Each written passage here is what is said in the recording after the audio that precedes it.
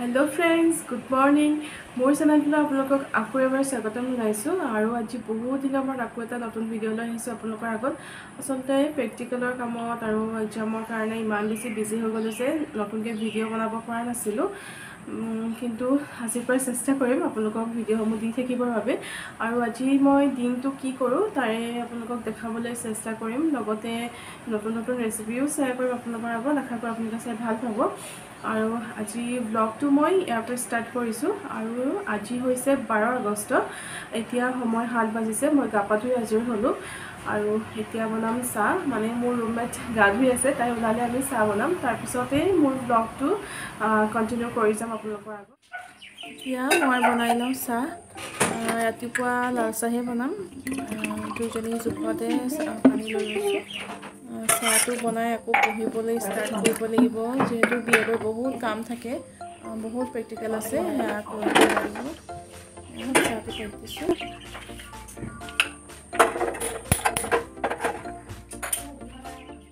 চাহত অকণমান আদা দি দিছোঁ আৰু ইফালে তাই পেনখনত ব্ৰেড গৰম কৰিব অলপ ঘি দি ব্ৰেডটো গৰম কৰিছে মই অকণমান চাহপাত দি দিছোঁ ইয়াতে জোখ অনুসৰি চাহপাতটো দিছোঁ আৰু মোৰ চাহো ৰেডি হৈ গ'ল তাই ব্ৰেডটো গৰম কৰি আছে ব্ৰেড গৰম কৰি হ'লে আমাৰ চাহ খাব পৰা হৈ যাব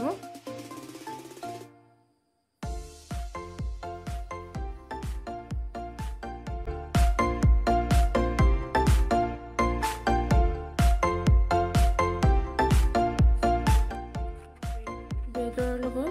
বিস্কুট কেইটামানো লৈ লৈছোঁ চাহ তা বনাই হৈ গ'ল এতিয়া খাই লওঁ আৰু এয়া মোৰ ৰুমমেট বৰ্ণালী আৰু খাই লওঁ চাহ তা খাই আজৰি হ'লোঁ আৰু এতিয়া আমাৰ প্ৰেক্টিকেল কাম আছে সেয়া কৰি আছোঁ এইবোৰ আৰু বিএড কৰা সকলেতো গম পায়েই কিমান প্ৰেক্টিকেল কিমান প্ৰেছাৰ চ' কৰি লওঁ দুইজনী প্ৰেক্টিকেলৰ কাম তলতে কৰি লৈছোঁ মানে টেবুলত কৰিবলৈ অকণমান জেগাটো ঠেক হয় যিহেতু চাৰ্ট পেপাৰৰ কামবিলাক কৰিব লগা হৈছে সেইকাৰণে পাতিখন পাৰি দুইজনী তলতে বহি দিছোঁ আৰু একেবাৰে কৰি লওঁ এতিয়া এইবোৰ কৰি থাকোঁতে সময়ো বহুত হ'লগৈ 10টামান বাজি গ'ল এতিয়ালৈকে একো খোৱা নাই চাহ খাই দুইজনী আছোঁ এইবোৰৰ মাজতে আকৌ নিজৰ খোৱাটো দায়িত্ব আছে নহয় সেয়া বনাই মেলি আকৌ খাব লাগিব নিজে আকৌ পঢ়াটোতো আছেই মই আটা মঠি ৰাখিছিলোঁ এইখিনি এতিয়া পুৰি লওঁ আৰু ৰাতিৰে চব্জি আছিল মচুৰ দালিৰ লগত মই কল পচলা বনাইছিলোঁ সেয়া অলপ আছে সেয়া গৰম কৰি তেনেকৈ খাই থ'ম আৰু দুজনী মিলাই মেলি তেনেকৈ কামবিলাক কৰি যাওঁ আৰু এতিয়া মই এইখিনি পুৰি লওঁ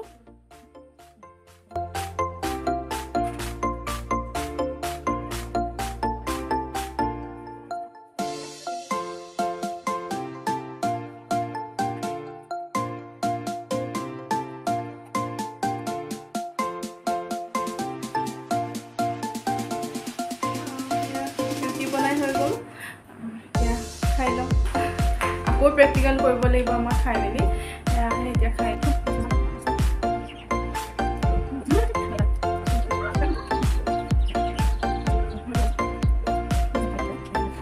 কৰি আছোঁ ভাত বজোৱাই যায় ৰুটি খাই এইবোৰত লাগি গ'লোঁ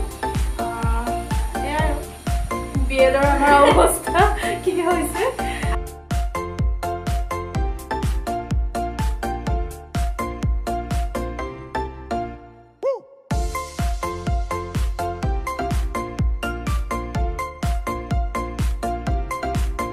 প্ৰেক্টিকেল কৰি আছোঁ কৰি শেষেই হোৱা নাই আৰু বহুত বাকী আছে আৰু আমাৰ ৰুমৰ অৱস্থা চব কি হৈ আছে গোটেই তলত পাতিটো মানে নেৰাই হৈছে এইটো পাতিটো মাৰিয়ে থৈছোঁ কামৰ কাৰণে আৰু এতিয়া বনাম ভাত মানে 3টা বাজি গ'ল আমি ভাতেই বনোৱা নাই মই ডিম আৰু আলু বইল কৰি ৰাখিছিলোঁ তাৰে কাৰী বনাম তাৰ ৰেচিপিটো আপোনালোকৰ আগত শ্বেয়াৰ কৰিম ডিম আৰু আলু বইল কৰি ৰাখিছোঁ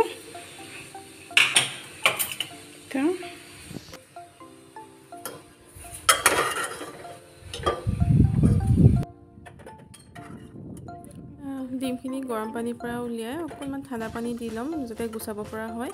তাৰপিছতে এইখিনি বনাবলৈ আমাক লাগিব এটা বিলাহী ডাঙৰ সাইজৰ বিলাহী এটা লৈছো আদা নহৰু লৈছো নহৰু 8-9 ফুটামান লৈছো আৰু পিয়াজ এটা মিডিয়াম সাইজৰ আৰু মোৰ এটুকুৰা পিয়াজ কটা আছিল হেটুকুৰা মই লৈছো আৰু লৈছো এটা কেঁচা জলকীয়া যদিহে আপোনালোকে জ্বলাটো বেছি খায় তেন্তে জলকীয়াটো বেছি ল'ব আমাৰ যেহেতু জ্বলা খোৱাটো কম হয় সেইকাৰণে মই মাত্ৰ এটা জলকীয়া লৈছো আৰু এইটো আমাৰ খুন্দনা যেহেতু খুন্দনা নাই ইয়াতো সকলোবিলাক বস্তু যোগাৰ কৰাটো সম্ভৱ নহয় ন ৰুমত সেইকাৰণে এদৰে গ্লাছতে কামটো চলাই দিছো আৰু খুন্দিব পাৰিলে হয় নাই বাৰু তেনেকৈ আৰু এইখিনি মই একেবাৰে মিহিকৈ খুন্দা নাই অকণমান ৰাফকৈ খুন্দিছোঁ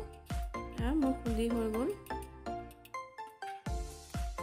আৰু এইখিনি মই পিঁয়াজৰ লগতে উলিয়াই লৈছোঁ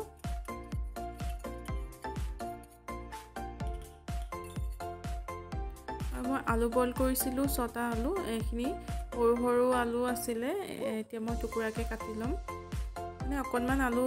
বেছিকৈ লৈছোঁ জোখতকৈ কেইটুকুৰামান ভাঙি দিম সেইকাৰণে আলু 6টা লৈছোঁ দুজনীৰ কাৰণেতো ইমানখিনি আলু প্ৰয়োজন নাছিলেও বাৰু তথাপিতো লৈ লৈছোঁ আৰু এইখিনি টুকুৰাকৈ কাটি ল'লোঁ এতিয়া আৰু ডিমখিনিও মই এইদৰে কাটি লৈছোঁ বিলাহী যেহেতু ডাঙৰ সাইজৰ এটা লৈছোঁ আৰু ইয়াৰ গুটিখিনি মই গুচাই লৈ এইখিনি মিহি মিহিকৈ কাটি ল'ম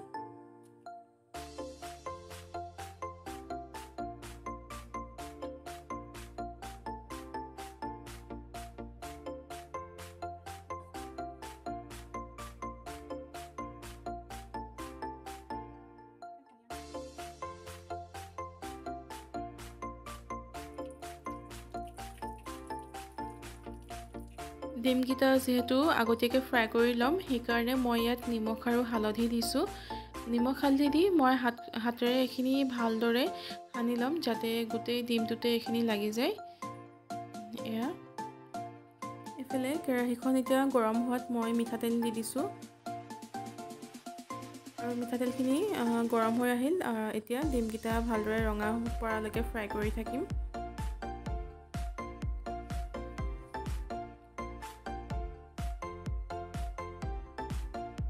ডিমকিটা হৈ গৈছে এতিয়া এইখিনি তেলতে মই পাঁচফোৰণ কেইটামান দি দিছোঁ কাৰীটো বনাবৰ কাৰণে এয়া পাঁচফোৰণ দি পাঁচফোৰণখিনি ফুটি অহাত এতিয়া ইয়াত এড কৰি দিম পিঁয়াজ যিখিনি নেকি মই ৰুকি ৰাখিছিলোঁ যেহেতু আমাৰ লগত গ্ৰাইণ্ডাৰ নাই সেইকাৰণে আমি ৰুকনিতে এইখিনি ভালদৰে মিহিকৈ পিচি লৈছিলোঁ এয়া পিঁয়াজখিনি দি এতিয়া অকণমান পিঁয়াজখিনি ৰঙা পৰালৈকে ভাজি থাকিম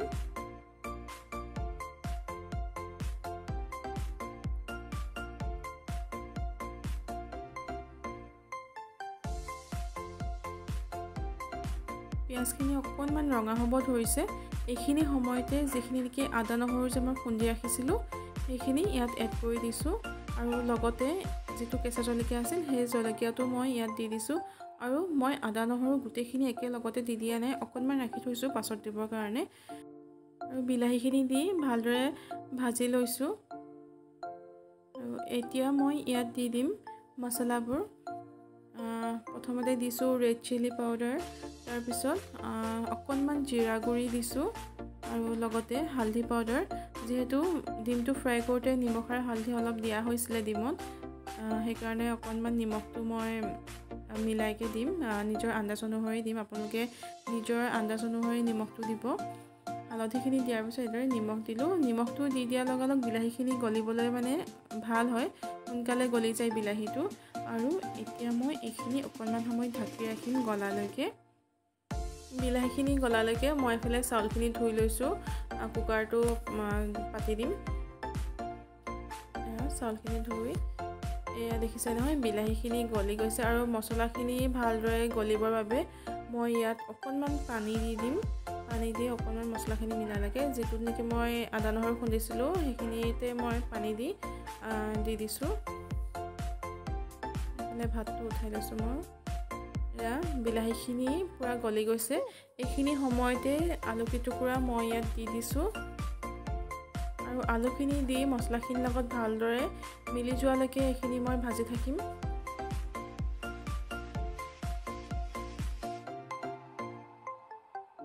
দেখিছে নহয় কালাৰটো ইমান ধুনীয়া হৈছে মছলাটোৰ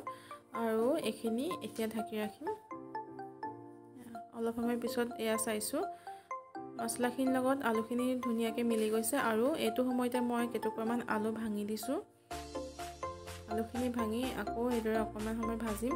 আৰু ইয়াত মই ব্যৱহাৰ কৰিম গৰম পানী। এফালে আমাৰ ভাতটো হৈ গৈছে, এয়া নমাই মই এতিয়া অলপ গৰম পানী কৰি ল'ম। এইখিনি যে আদা নহৰু ৰাখিছিলোঁ, আদা নহৰুখিনি এতিয়া ইয়াত দি অলপ ভাজি লৈছোঁ। অকণমান সময় ঢাকি ৰাখিম, তাৰপিছতহে ইয়াত পানীটো এড কৰিম। মই ইয়াত ঠাণ্ডা পানী কিন্তু ব্যৱহাৰ নকৰোঁ, গৰম পানীহে ব্যৱহাৰ কৰিম। পানীটো গৰম কৰি লওঁ এতিয়া।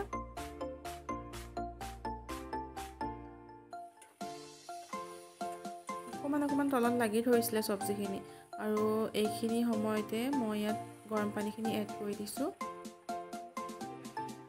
যিহেতু আলুখিনি বইলে হৈ আছিলে, সেইকাৰণে এইখিনি সিজিবৰ কাৰণে বহুত সময়ৰ প্ৰয়োজন নাই। পানী দি ইয়াত মই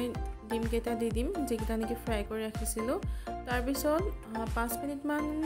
বনালে এইখিনি আমাৰ হৈ যাব।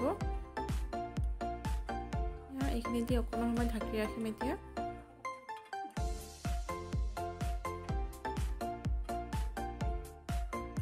আপোনালোকে গ্ৰেভিটো চাই ল'ব যিমানটো ৰাখে। যদি অকণমান ডাঠকৈ গ্ৰেভিটো ৰাখে তেতিয়াহ'লে পানীটো অলপ শুকুৱাই দিব বা কমকৈ হ'লেও দিব পানীটো। আৰু মই এতিয়া এটা বেঙেনা পুৰি লৈছোঁ পিটিকা কৰিবৰ বাবে। দেখিছে নহয় চব্জিখিনি কালাৰ ইমান ধুনীয়া হৈছে। আৰু এইখিনি সময়ত যদি আপোনালোকৰ ধনিয়া পাত আছে তেন্তে ধনিয়া পাত ইয়াত দি দিব, গোন্ধটো বহুত ধুনীয়া হয়। মান ধনিয়া পাতো দিব পাৰে, মোৰ লগত যিহেতু এভেইলেবল নাই সেয়ে মই দিব পৰা নাই। আৰু এইখিনি আমাৰ ৰেডি হৈ গ'ল, এতিয়া আমি খাই লওঁ দুইজনীয়ে, যিহেতু সময়ো বহুত হৈ গ'ল।